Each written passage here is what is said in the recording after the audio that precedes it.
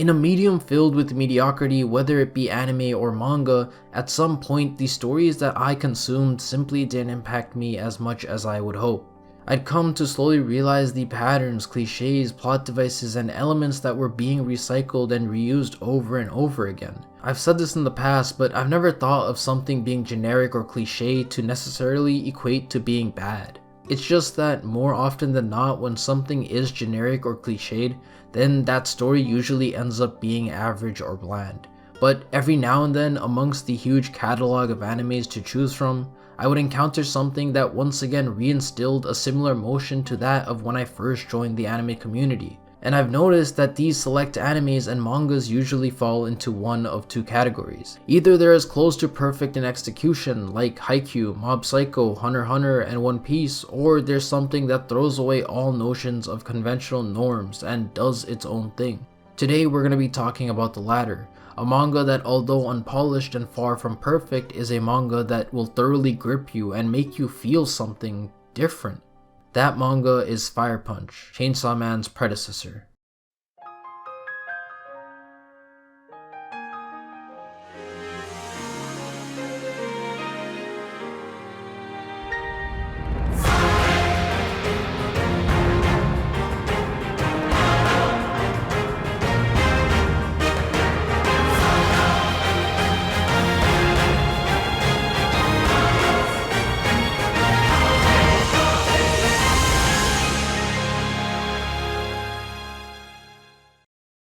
Fire Punch is an interesting case. It's something that I believe to be a must-read, and that's not because I think Fire Punch is a manga that everyone will enjoy or love, but because of the fact that it's different. Whatever expectations you may have, you can throw them aside, because what Fire Punch sets out to do is to simply take you to a place that you've never been to before, to explore story and character elements that most other stories would either avoid or decide not to tackle. Now, is its execution perfect? Honestly, no. But regardless of that fact, it gives the reader an experience that is unmatched to most stories in the medium. Whether that sense of freshness is something you love or hate is dependent on the person, but with that being said, let's talk about the premise. It's basically a post-apocalyptic world where the Earth has been sent into an ice age.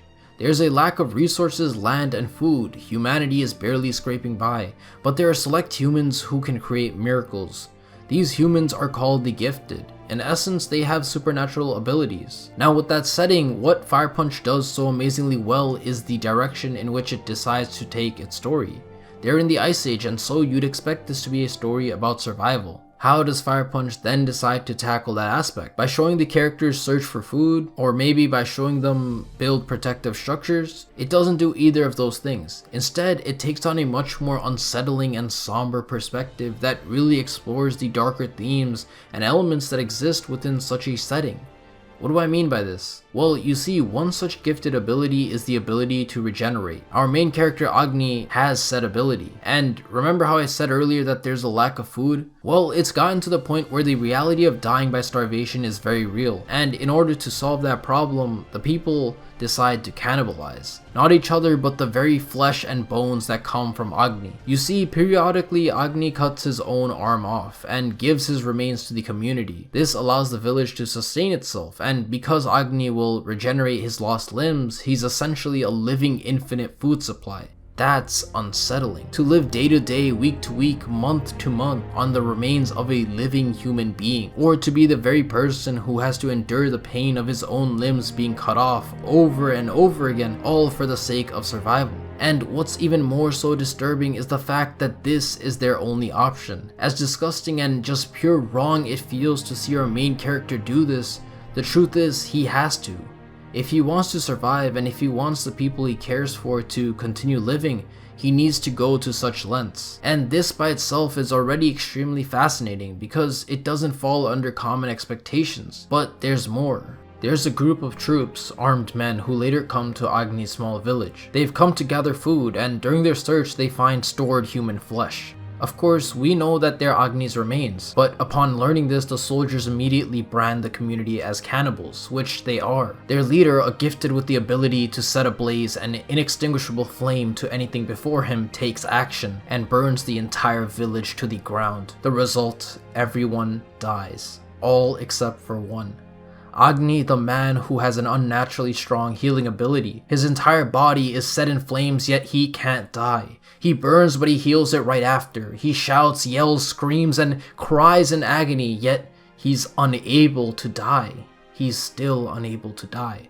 In this moment, all he desires is to die, because this unimaginable pain is continuously surging throughout his body, yet he simply can't. But then he hears a voice. It's his sister. And as he witnesses his beloved sister die and burn before his very eyes, she lets out her final words. Live. This is one of the craziest openings I've seen to a manga. Agni, after this event, lives for 8 years. 8 years of being burned alive, of pure agony, but because he endured for so long, he's able to set out for revenge against the man who took everything from him.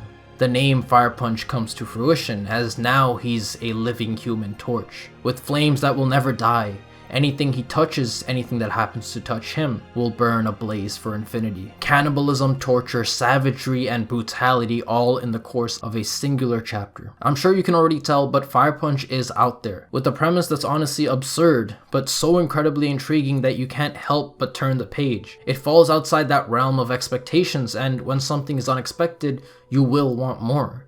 And Fire Punch never allows itself to fall back into its common tropes and cliches. Once again, after this revenge plot is kicked off, the story quickly deviates from expectations and takes a very unique turn of events, with each arc proceeding having a different focus or goal. The art is scratchy and rough-like, but it meshes perfectly well with the chaotic and aggressively explicit fight scenes. On top of that, there's a touch of philosophical depth and reflection. It mainly centers around a nihilistic approach to life, trying to find meaning and reason to live, but nonetheless these aspects make for a thrilling read. Now with that being said, I want to acknowledge some flaws that do exist. With such an amazing start, the plot jumpstarts into its action, but there are areas where certain story beats seem and feel a little aimless. For example, we're introduced to a character named Togata. She essentially claims herself to be a director, and as a quote-unquote director, she desires to create a film. For said film, she denotes the role of main character to Agni. Now this concept is very fascinating, and I'll get to that in a bit, but there's certain interactions that occur between Agni and Togata that don't add much to the story or much to the characters. Now personally, this isn't too big of a deal for me because more often than not, their dialogue exchanges are pretty interesting and have value. It's just that sometimes they miss the mark. Now another aspect that isn't exactly a flaw per se,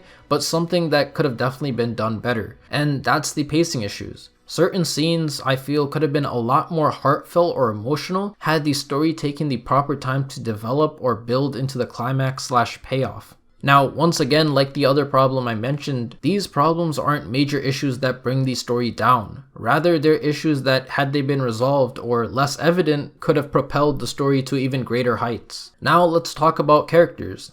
Togata. Her whole character and everything she embodies is extremely fun to read and watch. She's basically a straight up wildcard. Everything she does is unpredictable, and part of that is because she's deranged. In a world like Fire Punch, she desires to create a movie, and to create this movie, she'll kill, manipulate, and pull strings behind the scenes to film something that she considers to be interesting. For her, there's really nothing that she's not willing to do. She's distant, unempathetic, and plays the role of a spectator, never stepping in unless it's to her benefit, and when it's not, she'll let whatever is happening, whether it be good, bad, or evil, unfold, all to see its outcome.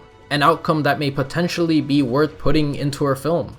And Agni becomes the unknowing victim to such desires. One outcome that came from this is his job to play the part of a main character. You see, all Agni desires is vengeance. That's his very reason to live. Or rather, that's the only reason he has left to live. In a world where everything he loved has been taken from him, all he can cling to is his rage and the injustice that's happened to him. If he didn't have that rage, then he would be empty. His life would have no meaning and without purpose. But as the role of the main character has been placed upon him, he needs and is expected to act as such. A main character has to be relatable. They have to be someone you can get behind. A main character should be good and do good things. They should be caring, supportive, and be able to forgive. But not all of these traits are things that Agni himself aligns with. They're traits that he's forced to align with. For people who've read the manga, you guys know what I'm talking about.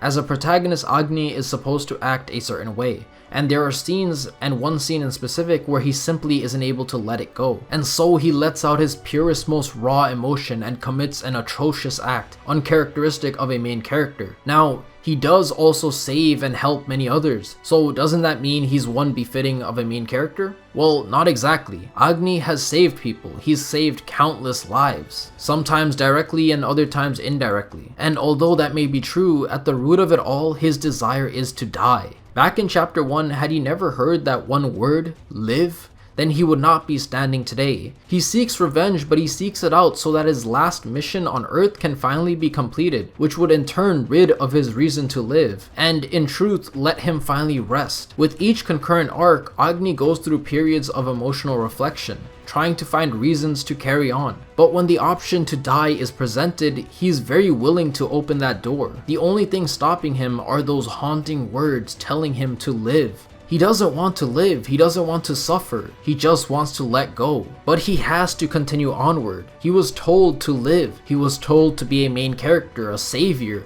and under all these expectations, he acts in order to fulfill them. Whether it be the role of an enraged man seeking revenge, or a hero seeking freedom, he plays the part. But neither encapsulates Agni's truest emotions. The Agni who just wants to be with his sister. The Agni that never wanted to live in the first place. Fire Punch is Unpolished. I know a lot of people hype up Fire Punch because it's Fujimoto's previous work to Chainsaw Man, but if you're expecting something on par or even better than Chainsaw Man, then you probably won't find it here. However, despite saying that, I think Fire Punch is still a solid A-tier manga. Experience it for what it is, and hopefully what you get out of it is something worthwhile. That is gonna be the end of this video. Thank you all for watching. Like if you guys did enjoy, and subscribe if you want to see more. I just want to take this time to just thank you guys for the crazy amount of support on the previous video, and you know, just seeing all the positive reception that I've gotten is genuinely something that makes me smile, you know. And I hope I can still entertain you guys as the weeks pass, and I hope I can improve, because I know I'm still very flawed as a content creator, and hopefully over time I grow, and alongside that the quality of my videos grow as well. But with that being said, I hope you guys have a great day or great night or whatever. But yeah, I'm gonna talk to y'all later in the next video, and peace.